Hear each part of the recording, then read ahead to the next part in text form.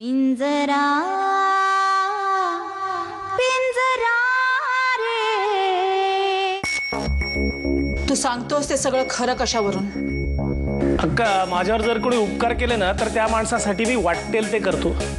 अगं आनंदी खरंच एवढ्या रात्री त्या वीरला भेटायला गेले. वाटलं तर खात्री करून घे ना.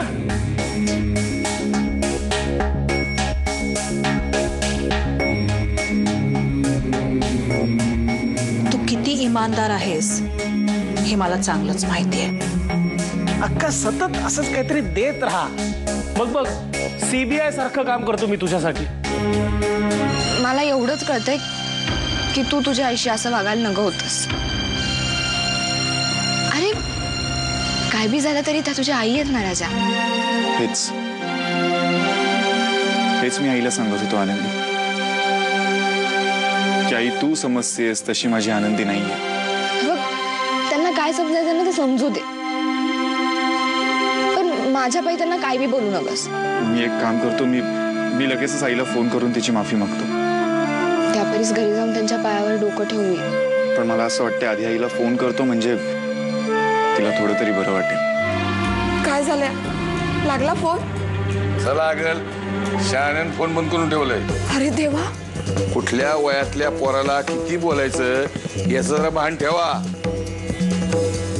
तात्या, काय दादानी काही बरं वाईट तर केलं नसेल ना स्वतःच्या जीवाचं? घरात प्रसंग काय बोलताय काय तुम्ही? कोणीतरी जाऊन शोधून आणा ना त्याला. अरे काय बोलवा ना, हे सगळं तुमच्यामुळे झालंय. तुम्हीच जबाबदार आहात त्याला.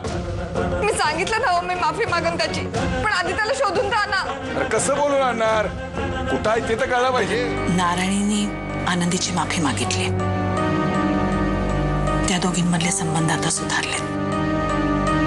आता मी सुद्धा स्वतःच्यात बदल करायचं म्हणते. मी आनंदीला जवळ करायचं ठरवलंय. सरस्वती, तू जर खरंच आनंदीशी अशी वागलीस ना तर आपल्या त्यापुढे जन्मभर कधीच वाद होणार नाही. बघ, मी मध्ये बोलणं चुकीचं आहे. मला राहत नाहीये. आनंदीला बोलू? मी बघते काय ते. हो, कोणाशी बोलताय? अहो, पोराचा पत्त्या लागलाय. काय फोन आला होता का त्याचा? नाही, त्याचा नव्हता, पण तो देवळात आहे आणि त्या महामाई बरोबर आहे. आता ती नारायणी काय करते त्याच्या बरोबर तिकडं?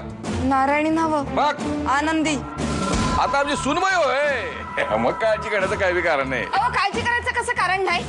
उद्या तमाशातले ढोलकी पडवायला लावाल तेव्हा कळेल तुम्हाला. चला लवकर निघूया. चला लवकर कुठं निघूया? तुम्ही थांबा इकडं. हो गजू शेट, काय किशात मध्ये हात घालून उभा आहे. चला तिकडं, तुमची गाडी काढा. चला. मला आताच सासूबाईंचा फोन आला होता. त्या म्हणत होते की आनंदी नटून थटून घरी आली होती म्हणे. साडी वगैरे नेसली होती ती.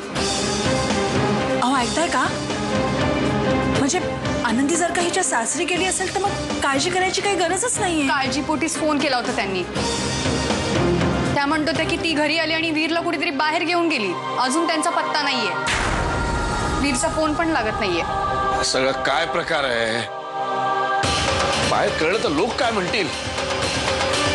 सासूबाई पण हेच म्हणत होत्या की माझा मुलगा तर पुरुष आहे, पण शेलारांच्या मुलीने काही अक्कल गहाण ठेवलीये का? काय? तुम्ही हिच्यावर चिडू नका. अहो, हे हिचे शब्द नाही आहेत. ललिताने जे काही सांगितलं ते ती फक्त आपल्याला सांगते, एवढंच. कुणाला तरी काहीतरी नक्की. गोरख काकाला सांगून गेले ती. म्हणजे असं सासूबाईंनीच मला सांगितलं. गोरखला काय वेळ लागला का? जा आत्ताच्या आत्ता बोलवून आणला इथे. एक मिनिट, एक मिनिट. आम्ही दोघी इथून जातो, मग तुम्ही गोरखला बोलवा. त्याच्याशी काय बोलायचं ते बोला. त्यांनी आम्हाला इथे पाहिलं ना तर त्याला वाटेल की आम्हीच तुमचे कान भरले. पण मी खरंच सांगते, आम्ही इथे चांगल्या हेतूने आलो होतो. इथे आलो आम्ही आणि त्या पोरीने वेगळंच काहीतरी करून ठेवलं. नाही, आता मात्र मी तिला माफ करणार नाही. तुम्ही डोक्यात राग घालू नका. अहो, हे वयच असं असतं. आता काही पोरींना त्यांचं तारुण्य नाही जपतायत, त्याला कोण काय करणार? पिंजरा